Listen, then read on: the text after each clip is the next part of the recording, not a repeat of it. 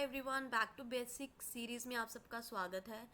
पिछले lecture video में हमने गैप का मतलब करा और दो प्रिंसिपल्स को डिफाइन करा, that was separate entity concept and going concern concept.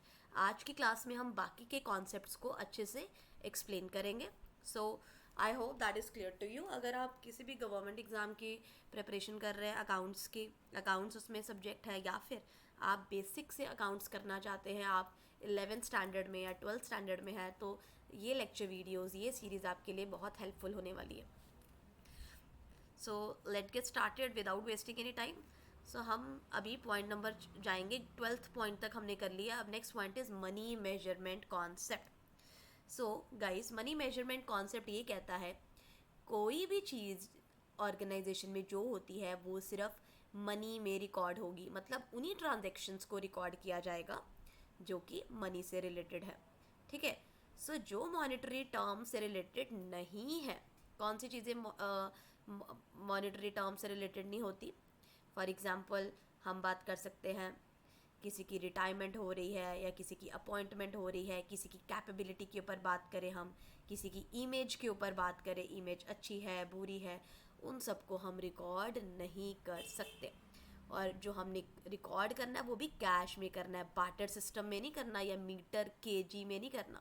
ठीक है, that is money measurement concept. अब मशीनरी ब्रेक डाउन हो गई है, टूटना is not money measurement concept. हाँ, जब हम उसकी रिपेयर करवाएंगे वो मनी मेजरमेंट कॉन्सेप्ट है। सो किसी की क्वालिटी, हेल्थ, मोरल, ये मनी मेजरमेंट कॉन्सेप्ट में नहीं आते हैं। ठीक है, जैसे हमने बोल दिया 20 टन ये सामान दे दो या 100 कार्टन्स ये फिनिश गुड दे दो, ये चीज़ें मनी में नहीं आएंगी। मनी में रुपीज़ की वैल्यू पर हम डिस्कस करेंगे। ठीक है जी। लेकिन बात करी गई है कि टाइम टू टाइम मनी की वैल्यू भी कम ज़्यादा होती रहती है। जो चीज़ कल सस्ती थी आज महंगी हो गई है, तो उस कारण हमें अलग अलग वैल्यूज़ शो करनी पड़ती है। फॉर एग्जांपल 2010 में हमने मशीनरी खरीदी 1 करोड़ की, वही मशीनरी हमें 2020 में खरीदनी पड़ी 5 करोड़ की, तो वो डिफरेंट वैल्यूज़ आती हैं। तो जो एंटरप्राइज पर थोड़ा सा वो डालती है कि ये मशीनरी की वैल्यू इतनी कम ज़्यादा है, तो थोड़ी सी हेट्रोजीनियस डेटा भी आ जाता है मनी मेजरमेंट के कॉन्सेप्ट में, जो कि इसकी एक लिमिटेशन बन जाती है। ऑब्वियसली हर एक कॉन्सेप्ट जो है वो कुछ लिमिटेशंस के साथ आएगा ही, तो हमें उसे भी एनकाउंटर करना पड़ेगा। देन कम्स हमारा अकाउंटिंग पीरियड कॉन्सेप्ट। आप सबको पता है जब जो भी हम अकाउंट्स करते हैं उसका जनरली डेट होता है 1 April to 31 March. So accounting period concept क्या कहता है? According to companies act 2013 and even income tax कहते हैं जब भी आप अकाउंटिंग पीरियड को डिफाइन करें तो उसे एनुअली अकाउंटिंग स्टेटमेंट्स बनानी ही पड़ेंगी, और वो 1 अप्रैल से 31 मार्च होंगी कहते। लेकिन कुछ ऐसी सिचुएशंस होती हैं जैसे कि कई बार हमें इंटरिम फाइनेंशियल रिपोर्टिंग करनी पड़ती है। इंटरिम मतलब कुछ बीच में करनी पड़ती है, रिपोर्टिंग करनी पड़ती है। एग्जाम्पल जैसे कोई पार्टनर रिटायर हो गया है ना, लाइक फॉर एग्जाम्पल किसी ने अपना बिजनेस ही फॉर एग्जांपल जून से स्टार्ट किया है, तो उसका अकाउंटिंग पीरियड बनेगा जून से। लेट सपोज उसने अकाउंटिंग पीरियड अपना शुरू करा 15 जून से, सो उसका अकाउंटिंग मतलब बिजनेस स्टार्ट करा 15 जून से, सो उसका अकाउंटिंग पीरियड रहेगा 15 जून से लेकर 31 मार्च, है ना। तो वो 1 अप्रैल से कैसे शुरू हो जाएगा, क्योंकि उसने स्टार्ट ही जून से करा है ना। सो ऐसे कुछ केसेस है जिसमें हम ये वाला अकाउंटिंग पीरियड नहीं फॉलो करते। कुछ सिचुएशंस में जैसे रिटायरमेंट हो गया या फिर आपने अलग टाइम पर बिजनेस स्टार्ट करा, अदरवाइज जो हमारा, या फिर स्टॉक एक्सचेंज की जो लिस्टेड कंपनीज होती हैं, याद रखिए उन्हें भी अपना जो डेटा है वो क्वार्टरली पब्लिश करना पड़ता है हर 3 महीने के बाद। सो दैट्स वाई इनका एक्सेप्शनल केसेस हैं। बाकी सब के लिए जो अकाउंटिंग पीरियड रहेगा वो 1 अप्रैल से 31 मार्च ही रहेगा। ठीक है ना। सो अकाउंटिंग पीरियड क्या अगर पेपर में आता है हमेशा 1 अप्रैल से 31 मार्च होता है, तो आंसर है नो। अगर आपने नया स्टार्टअप करा है तो उसकी डेट डिफरेंट होगी, तो वो मंथ्स में गिना जाएगा। अगर फॉर एग्जांपल किसी ने 31 मार्च, लेट सपोज किसी ने बिजनेस स्टार्ट करा 31 मार्च 2026 को, तो उसका बिजनेस जो अकाउंटिंग पीरियड होगा वो एक ही दिन का होगा, 31 मार्च 2026 से लेकर फिर 31 मार्च 2026, एक ही दिन का। समझ रहे हो? सो ये चीज़ें आपको थोड़ी सी ध्यान में रखनी पड़ेंगी कि इसके एक्सेप्शनल केस आप माने जाते हैं, क्योंकि हर एक कॉन्सेप्ट के लिमिटेशंस वगैरह है ही, है ना।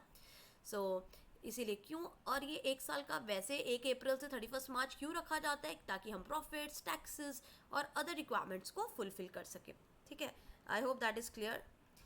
फिर देन कम्स हमारा guys cost concept. So cost concept देखते हैं। कॉस्ट कॉन्सेप्ट का मतलब होता है, क्योंकि हमने हर साल चीज़ों को कंपेयर करना होता है, वेरीफाई करना होता है, देखना होता है चीज़ें एक साथ कंसिस्टेंट चल रही हैं कि नहीं चल रही, दैट्स वाई कॉस्ट कॉन्सेप्ट बना है ना। क्योंकि कॉस्ट कॉन्सेप्ट कहता है जो भी आप एसेट खरीदते हो उसे बुक वैल्यू, दैट इज उसके परचेज प्राइस पर रिकॉर्ड करो। परचेज प्राइस दैट इज उसका एक्विजिशन कॉस्ट पर उसे रिकॉर्ड करो। एक्विजिशन कॉस्ट का मतलब है कि अगर आपने कोई चीज़ खरीदी है, उसका इंस्टॉलेशन लगा है, फॉर एग्जांपल मैंने फ़ैन खरीदा है, फ़ैन को लगाने का खर्चा भी उसका एक्विजिशन कॉस्ट में आएगा। सो वो भी हमें साथ में ही उसके इंक्लूड करना है। ठीक है, सो बेसिकली कोई ट्रांसपोर्टेशन का खर्चा है, कोई लगाने का खर्चा है, ये सब भी कॉस्ट कॉन्सेप्ट में ही आता है। ठीक है जी। पर क्योंकि जो कॉस्ट कॉन्सेप्ट है गाइज, ये हमारा पास्ट हिस्टोरिकल कॉन्सेप्ट माना जाता है ना। सो इसलिए कई बार जो बेसिकली हमारा इसमें भी लिमिटेशंस आ जाती है कि ये जो वैल्यू है ये फेयर है कि नहीं है। ठीक है, एक एग्जांपल ले लेते हैं। फॉर एग्जांपल एक बिल्डिंग परचेज करी है हमने 1 करोड़ की। सो जो परचेज प्राइस है उसका हमेशा 1 करोड़ रहेगा, लेकिन इसकी मार्केट वैल्यू तो बदलती रहेगी। आज वो बिल्डिंग एप्रिशिएट हो गई है, बढ़ गई है उसकी वैल्यू, है ना। सो वैल्यू चाहे बढ़े या ना बढ़े, लेकिन हमें हिस्टोरिकल कॉस्ट को ही ऑब्जेक्टिव मानना है, क्योंकि हम उसको अच्छे से वेरीफाई कर सकते हैं। कहाँ से? क्योंकि जब हमने खरीदा होगा तो उसके कुछ पेपर्स भी होंगे, उस पेपर में साइन भी किया होगा कि आपने 1 करोड़ की ये वैल्यूज में खरीदा है। इसीलिए मार्केट कॉन्सेप्ट नहीं लिया जाता है, चीज़ों को खरीदने के टाइम पर कॉस्ट कॉन्सेप्ट पर ज़्यादा ध्यान दिया जाता है। I hope that is clear कि कॉस्ट कॉन्सेप्ट अब कब फॉलो करते हैं, जब हमने चीज़ें खरीदनी है तो तब हमें कॉस्ट कॉन्सेप्ट ही लेना पड़ेगा, ताकि वो अच्छे से वेरीफाई किया जा सके, कंपेयर किया जा सके उसे। Okay, I hope that is clear to all of you. उसके बाद आता है हमारा गाइज ये 21st टॉपिक देखे, डुअल ऑस्पेक्ट कॉन्सेप्ट। अब डुअल ऑस्पेक्ट कॉन्सेप्ट क्या कहता है, ये बेस है हमारे प्रिंसिपल ऑफ अकाउंटिंग का, है ना। ये कहता है कॉन्सेप्ट कि हमारी जो सारी ट्रांजैक्शन होती है वो टू फोल्डेड होती है, टू फोल्ड इफेक्ट होता है, और इसको हमेशा 2 जगह पर रिकॉर्ड करना चाहिए।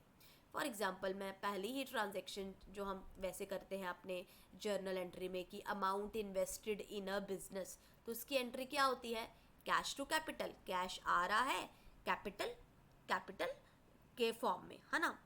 कैपिटल हमारी लाइबिलिटी बन जाती है। सो डुअल ऑस्पेक्ट में कैश आ रहा है, कैश हमारी बन जाती है एसेट, और कैपिटल हमारी लाइबिलिटी में प्लस हो जाता है।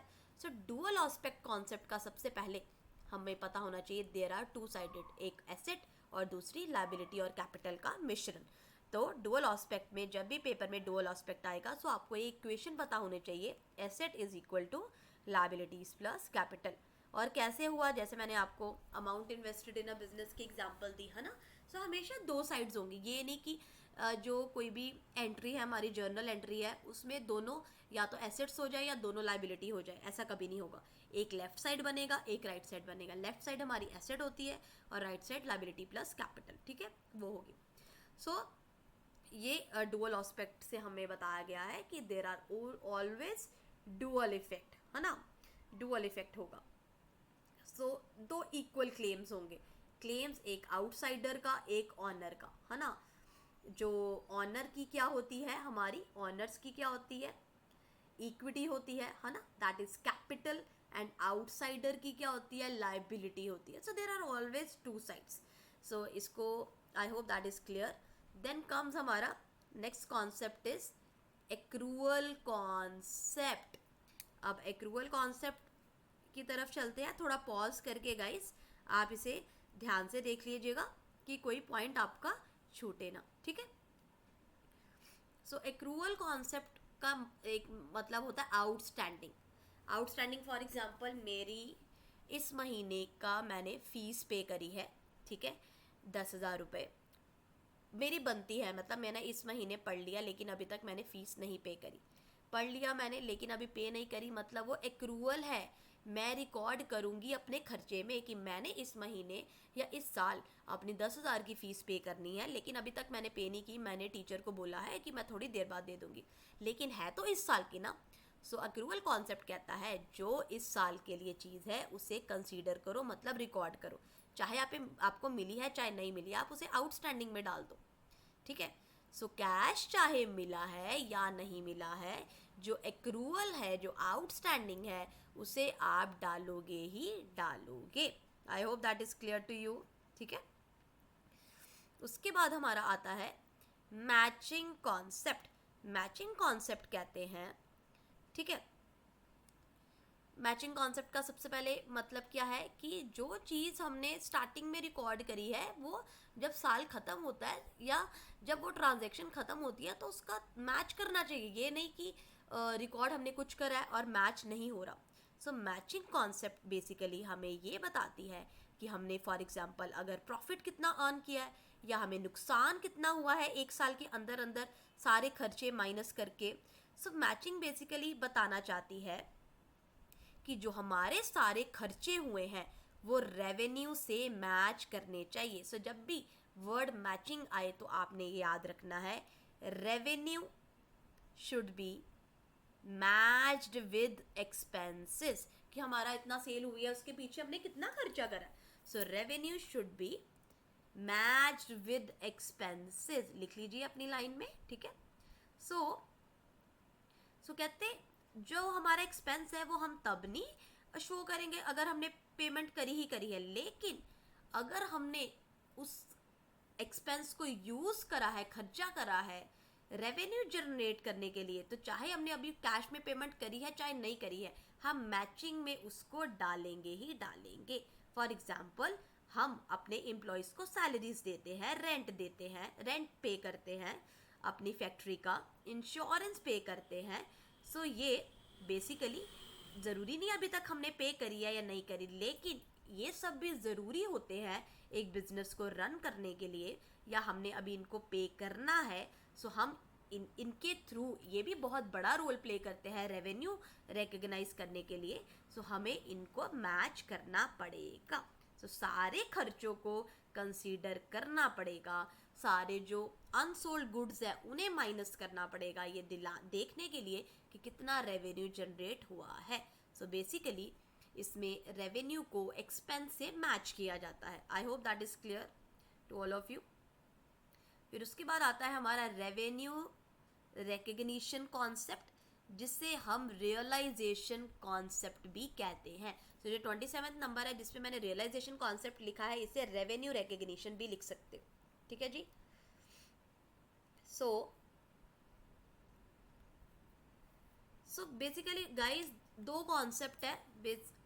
अगर हम बात करें रेवेन्यू रिकग्निशन में, एक बात होती है कि आपको रेवेन्यू मतलब सेल हुई है, दूसरी बात होती है आपको सेल जो हुई है उसके पैसे भी आ गए, ठीक है।